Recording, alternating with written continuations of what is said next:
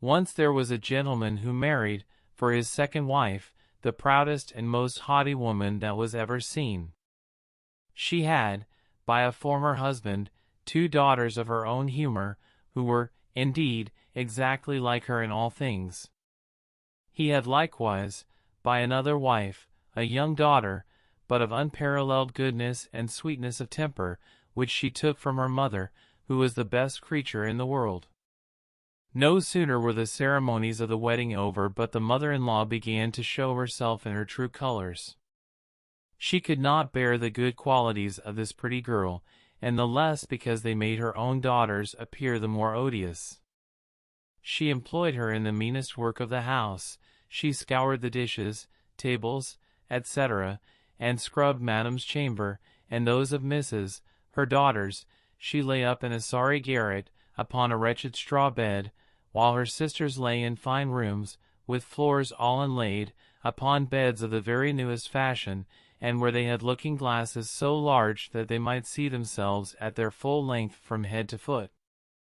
The poor girl bore all patiently, and dared not tell her father, who would have rattled her off, for his wife governed him entirely. When she had done her work, she used to go into the chimney-corner, and sit down among cinders and ashes, which made her commonly be called Cinderwench, but the youngest, who was not so rude and uncivil as the eldest, called her Cinderella.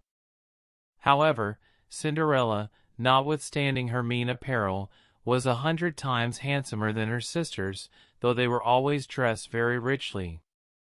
It happened that the king's son gave a ball, and invited all persons of fashion to it. Our young misses were also invited, for they cut a very grand figure among the quality. They were mightily delighted at this invitation, and wonderfully busy in choosing out such gowns, petticoats, and head-clothes as might become them. This was a new trouble to Cinderella, for it was she who ironed her sisters' linen, and plaited their ruffles.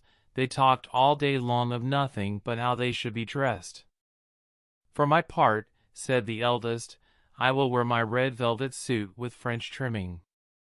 "And I," said the youngest, "shall have my usual petticoat, but then, to make amends for that, I will put on my gold-flowered manteau, and my diamond stomacher, which is far from being the most ordinary one in the world."